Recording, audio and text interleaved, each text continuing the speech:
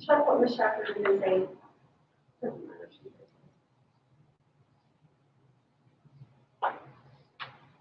Okay, guys, can you hear me? Put your thumb up if you can hear me.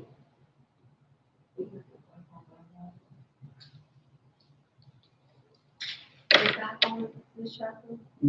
Should be. The members, the authority board members, if you can hear me, will you put your thumb up? We can't hear you.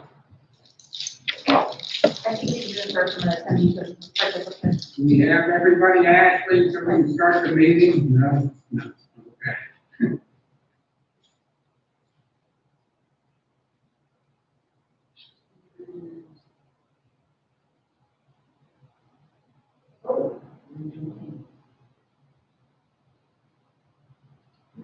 There we go. Okay, so is it working? Yes, should be good to go. If you can hear me, authority board members, will you put your thumb up? Oh, yes, you can. Okay, great. Okay, that's what we were waiting for. Okay. You five members. Five members? Okay. I'm gonna get started. If anybody else joins, then let them in. Okay. Hello, welcome to the BCUTS December 17th, 2020 Authority Board meeting. This evening's meeting will be recorded and broadcasted live on the school's YouTube channel. Something I didn't do, I didn't introduce myself to some of you. So I know most of you know me, but I'm Dr. Heiler. I'm the new executive director. You did not know that. At this time, I would like to turn the meeting over to Mr. Marburger. I'd like to call this meeting to order, and would you please join me in the Pledge of Allegiance in a moment of silence? I pledge allegiance to the flag of the United States of America, and to the republic for which it stands, one nation, under indivisible, with liberty and justice for all.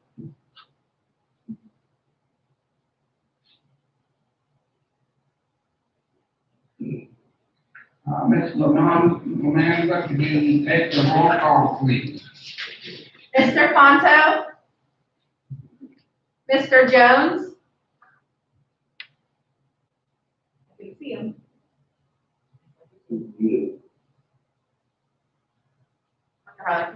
Yep, I'm asking him to unmute, so. We'll come back. Mr. Marburger? Here. Mr. Meredith? Mr. Nickel? Present. Mr. Pepper? Present. Ms. Piper? Here. Mr. Schnorr? Mr. Slomeka? Here. Mr. Jones? Mr. Jones, can you unmute?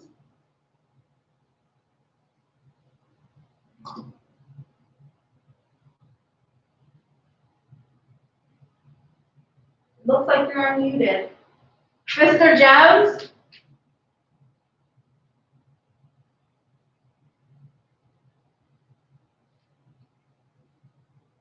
He's there. Not. I see him. Okay. You see him? He Okay. came in, yeah, he came in.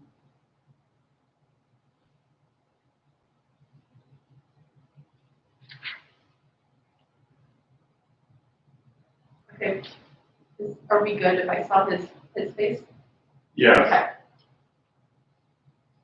That's everyone. Yeah, at this time, I'd like to turn the meeting over to Dr. Holler for her report. Thank you so much, Mr. Marburger. I would like to welcome our newly elected authority board member, Mr. Bill Jones from Butler. Our current student enrollment is 899 students. Scott Shear of Public Financial Management and Anthony Dickoff of Dinsmore and Shore are here with us this evening to present and discuss the resolutions to refinance the Butler County Area Vocational Technical Schools. Authority Services 2015 bond. I'm sorry, Authority Series 2015 bond. At this time, I'm going to turn the meeting over to these individuals. All right. First, I'm sorry, were you turning it over to Anthony and myself? Oh, yes, I am. I apologize, Anthony. Okay, great. Yep, Yeah, thank you. thank you. Well, good evening, everyone. So Anthony and I, I'm with Public Financial Management, the financial advisor to the technical school. And Anthony Ditka is bond counsel. We've been working with the technical school now since, I guess, 2010 for the original transaction. So pleased to be back. So Anthony and I are going to tag team this evening. Anthony, if it's okay, I'll kind of go through my presentation quickly first, and I'll just pull that up on the screen. Rebecca, I think you said I'm able to share the screen, so I'll pull that up, and we can go through that real briefly, and then Anthony will go over some of the legal documents that are before you this evening as well. So as I'm going through my presentation, if you have any questions at all, feel free to stop and ask questions for both Anthony and I. We'll be happy to address them. So let me see if I can do this correctly here.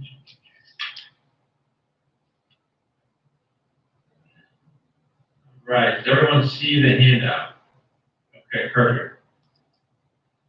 Let me see here. Okay, well, so what the kind of big picture for this evening, what we're entertaining, what we're discussing this evening is as you heard, the potential to refinance the technical school's existing debt. The bonds that were issued in 2015 are approaching their call date or their repayment date or prepayment date. And so it's kind of perfect timing that we're legally able to be entertaining this transaction at this point.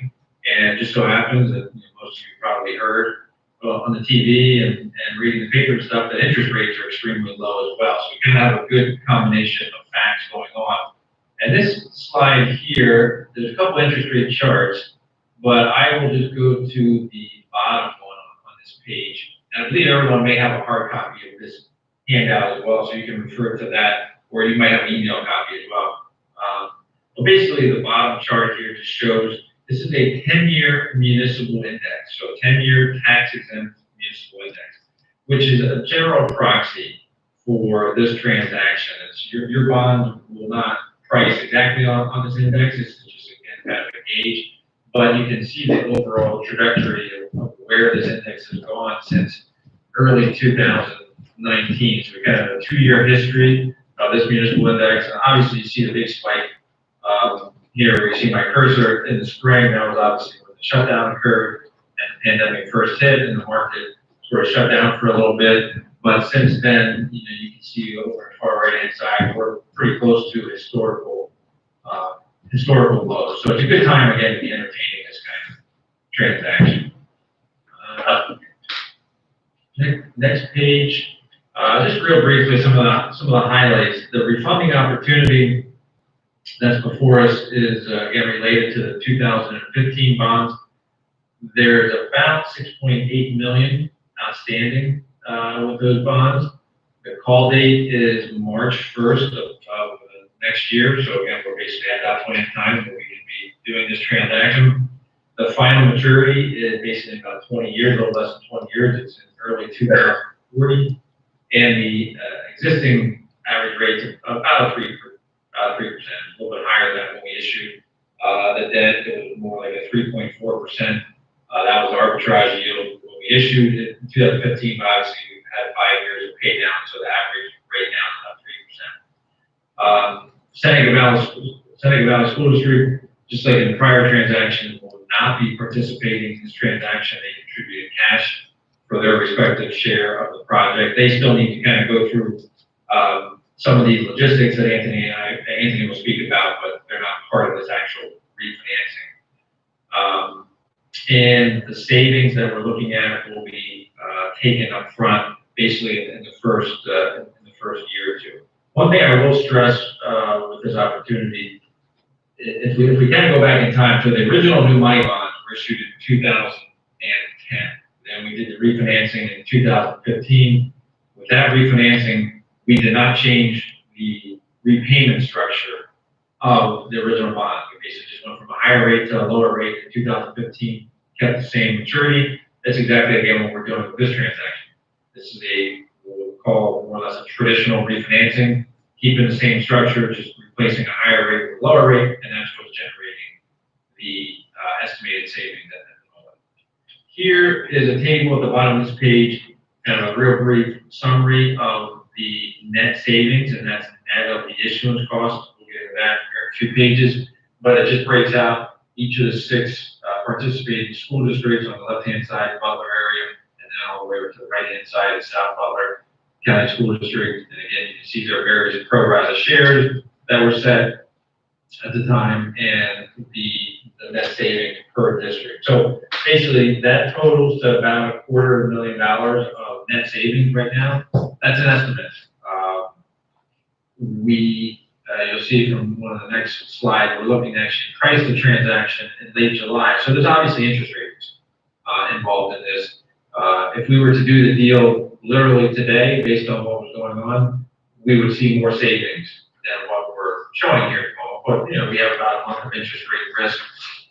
So I think we're a little bit conservative in these interest rates, but we have, like I said, about a month until we lock in those rates. So this again just gives you a quick illustration of the pro rata savings estimated pro rata savings for each of the districts. As far as expanding a little bit more on that timeline that I just mentioned, here just kind of hits on some of the key milestone dates, where obviously today's JOC and the authority meeting to consider the various resolutions. And then basically starting January 5th is when we're going to go before each of the member school districts that Anthony will speak about regarding what they need to approve. We'll start with Mars, and then South Butler, and then Karnes City, and Slippery Rock. One of the documents that we're putting together that's pretty intensive, that's been done in the past before for the technical school, is the preliminary official statement. We'll have that out in mid-January, and that's a whole bunch of information about all the member school districts and the technical school. And then we'll go to Butler School District, Montauk, and then, as I mentioned before, we want to price the bonds. That's actually when we're going to lock in the rates towards the end of January, and then we'll close, sometime towards the end of February, and that's basically right around the call date of this 2015 bond. So that gives you a general flavor of what we're looking to do here, basically over the next 30 to 60 days or so, but we will need to go before each of the member districts. Then the rest of this handout is more kind of the detail of the schedule, sort of more of a leave behind. This page here, this is the existing 2015 bonds. So basically columns 1 through 6 is the actual kind of the bond issue and the principal that's due each year, and then the interest that's due every 6 months.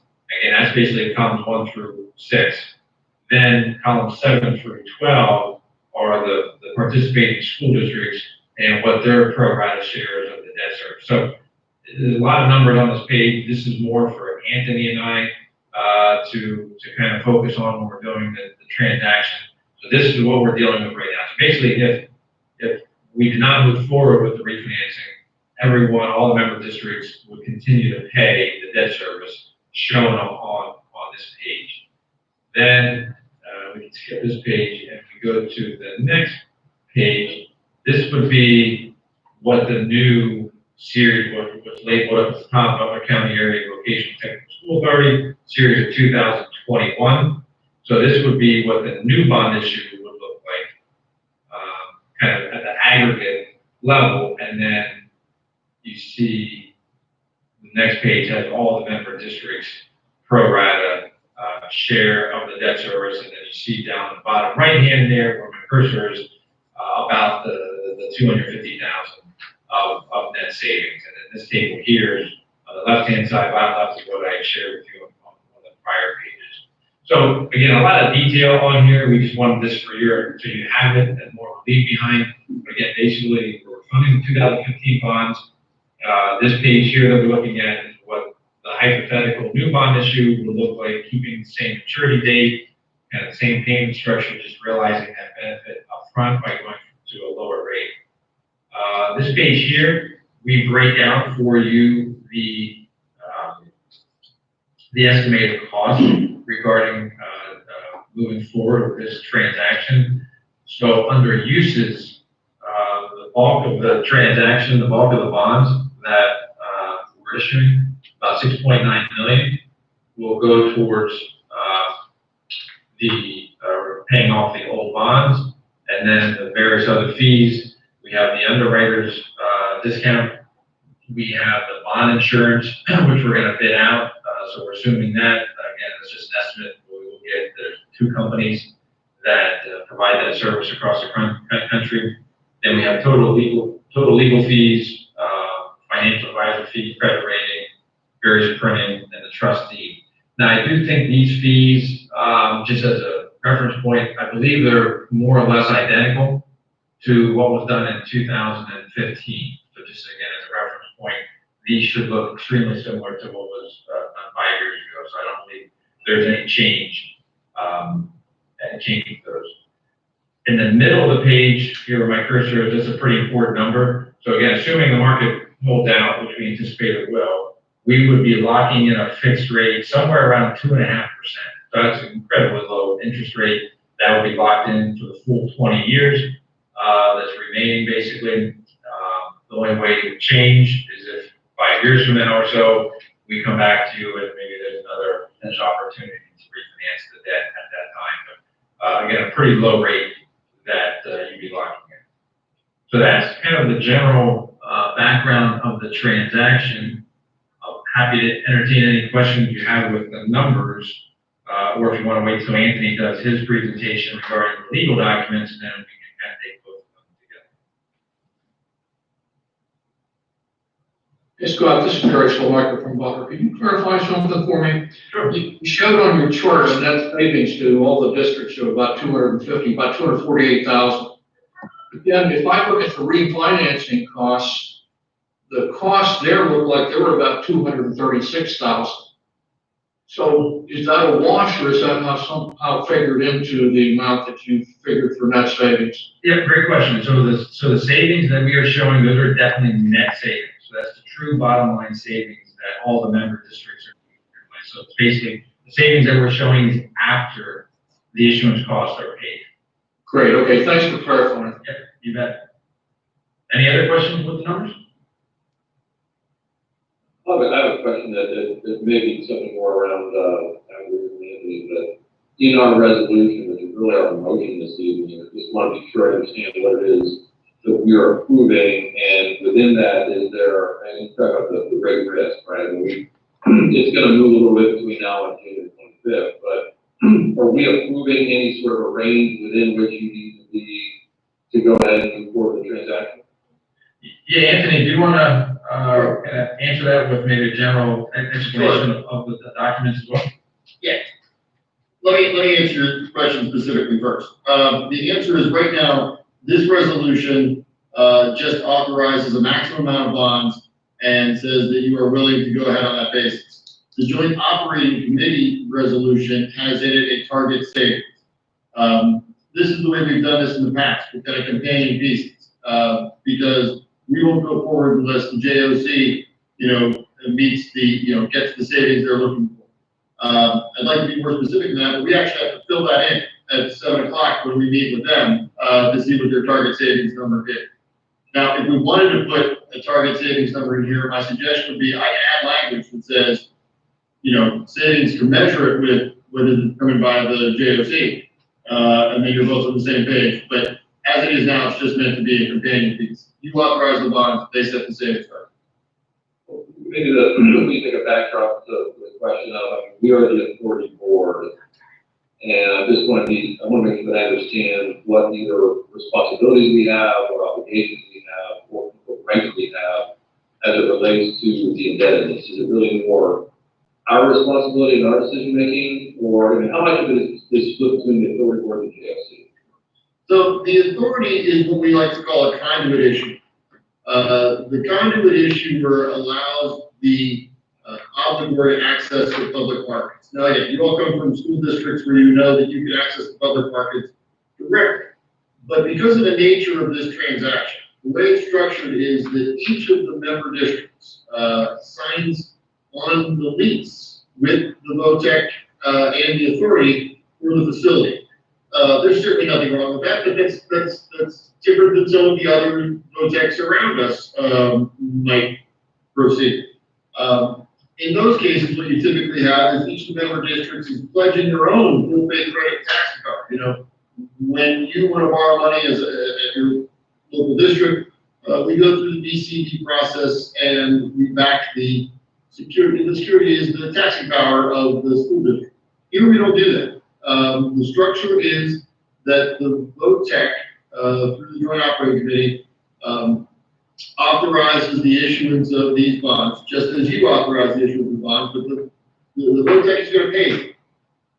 So let's start with your first question. Your duty is simply to facilitate the financing. You don't have any record keeping reporting duties, other than to do some annual continuing disclosure that you're already doing. The obligation to pay comes from the VOTEC. And they pass that obligation on to each of the member districts because they signed the lease that also defines what their portion is. All the information that Scott has in his presentation is going to be captured in those documents and in the closing documents that says, here's how we pay for the debt. The authority is truly just allowing them to access the public.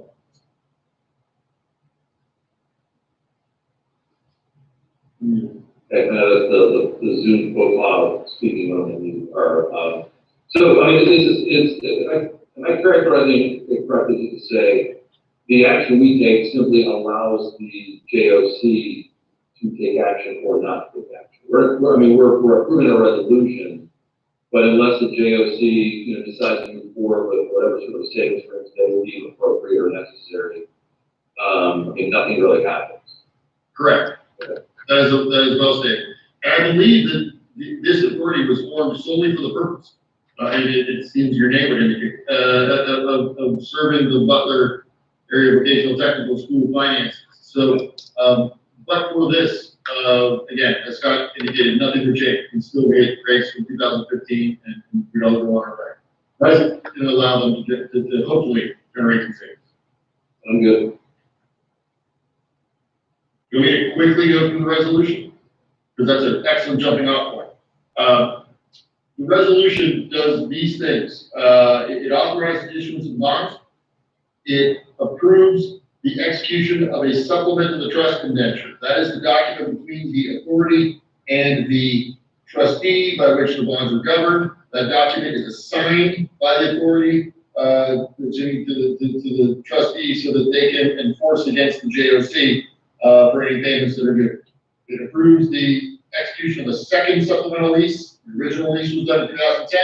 It was supplemented with the financing we did in 2015. This would be the second supplement. And all we're changing really is the payments that are due under the lease.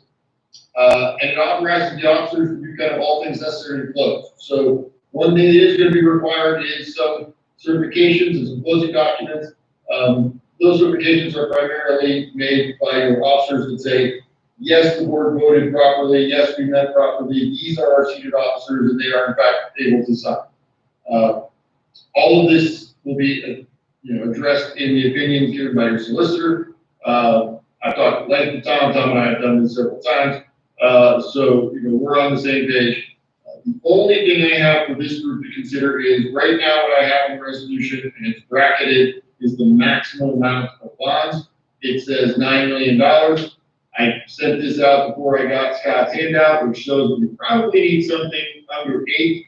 So I don't think the number really makes a great deal of difference because again, we won't issue bonds unless the JOC says we go ahead. But if you feel more comfortable with the lower number, we could change 9 million to 8, and I would happily do that and send it right back to the VOTEC before the next meeting starts. Yeah, Anthony, I would probably recommend, I mean, a lot of times we kind of goose them up about 10 to 20%. So if we're 8.5 million, I think it's a fair number. Again, to Mr. Bickle's point earlier, the answer is the matter doesn't really make a great deal of difference. But it really depends on what the JOC does. I just want you all to go. Yep. I personally am fine with those 9 million as a bracket. And Anthony, I think I met you over at Seneca Valley, so you're within more, you represent the authority board, right? We are your client. Sort of in tandem with Conrad and the Board Mtg associated for the, correct? Correct. And look, I should mention, because there are some, faces that are new to me. I also represent just about every district. In your case, Chris Brewer comes through meetings, but the firm represents just about every district in the VOTAC. Gordon has seen this presentation 30 times at Mars. So if you have questions, let me know. I have no further questions.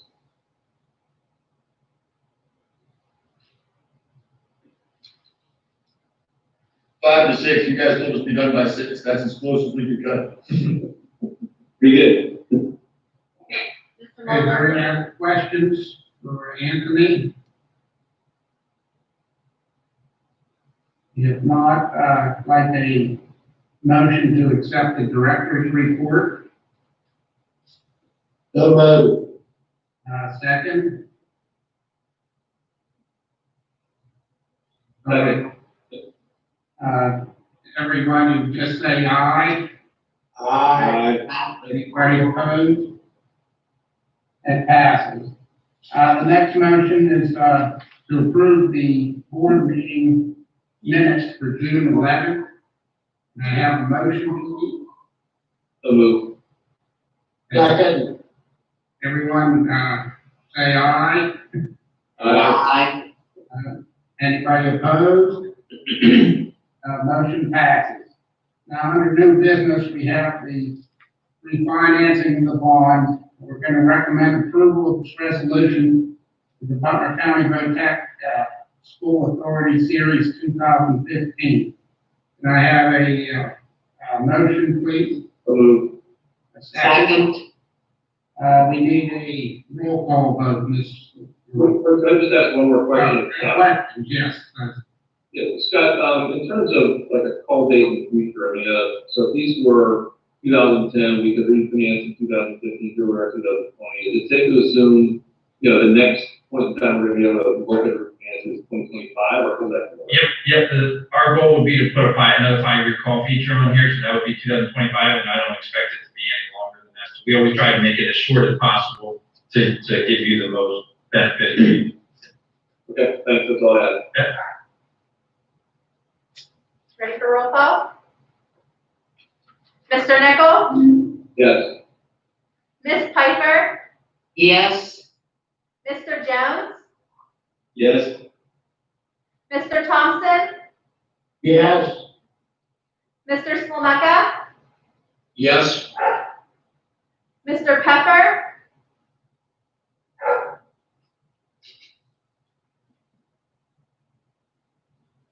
Mr. Pepper, can you unmute?